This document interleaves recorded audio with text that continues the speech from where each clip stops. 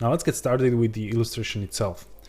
What you can see right here is the basic scene, which already contains some lighting, some camera and object, and this is called the default scene, and that can be changed anytime in the future, and it's the default scene which is already loaded when you start the Blender, so you can have different templates to begin your project with.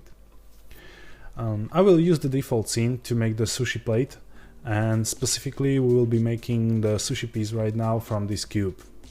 To be able to do that, we need to modify the geometry of the object, and this can be done in the edit mode.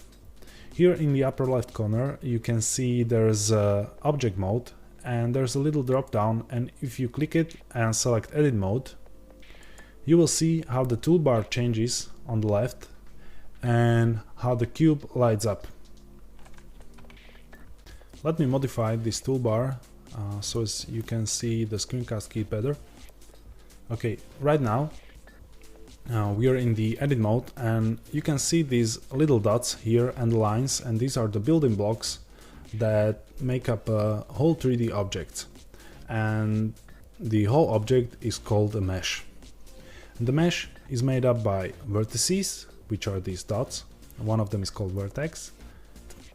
Now if I click here, we have edge select. Edges are the lines that connect the vertices, so if I click on any of them I can select them, and same applies for the vertices. I can just click them with the left mouse button and then click away to deselect them, or I can drag around if I have a box select active, drag around and select them more. And then the last thing, there is a face or polygon, if you will, and these are the surfaces that are made up by these dots and lines. You can see by left clicking we can select them too.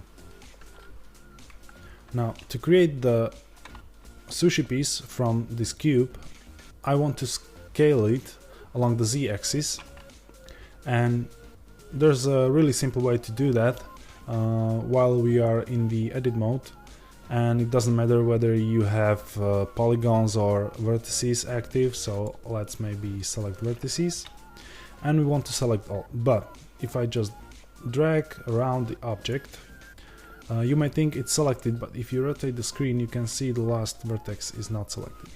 That's because by box selecting around the object we select just the vertices that we can see. So to be able to select all, there's a simple way to do that. You just press A, and it's a command for select all. Now with all the vertices selected, we need to scale this cube, and you can always do that by using the toolbar and clicking the scale, but there is a quicker way to do that, and the keyboard shortcut for the scale is S, and if I press it I enter into the scale mode, and it works the way that it awaits my click as to command where I want the scale to end up. Now while in this mode you can specify the axis along which you want to scale, so if I press X I will scale only along the X axis. So let's press Z, scale this down, and confirm by left clicking.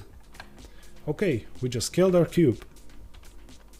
With the cube scaled we can now exit the edit mode, but rather than using the mouse you can use the tab on the keyboard and just exit the edit mode. Now let's look at the illustration, and you can see we will need this hole in the middle, but right now we have not much of a geometry in the cube. We have only 8 vertices, so we will need a more complex geometry to do that. Enter the edit mode again by pressing tab, and let's switch to polygons. But again, you can do this with keyboard and it's much more easier. You just use numbers 1, 2 and 3. So if I press 2 I get into the edge select, and if I press 3 I get the face select. So let's make sure we have selected all by pressing A again. If you click the right mouse button, you will get something called contextual menu, And the first thing here is called subdivide, and what it will do if you press it, you can see it splits the object. So now if I press 1 to see vertices, you can see we have one vertex in the middle here, and we have a lot more geometry to play with. Now select all again, now press 3, A, and let's do that again. Let's subdivide, and now you can see we have a just right amount of geometry to make a hole in the middle. You can now select the polygons by clicking the left mouse button as before, and if you want to add to the selection, you can hold Shift and left click the polygons to expand the selection. So let's do that right now. Let's select these 4 polygons in the middle. But before I continue, I won't press Ctrl S to save my scene, because you can never be too sure. It's always good to make a habit of pressing Ctrl S as many times as you want, because sometimes I forget for like 15 or 10 minutes, and if the Blender crashes or if my computer crashes, the work is gone. So save a lot.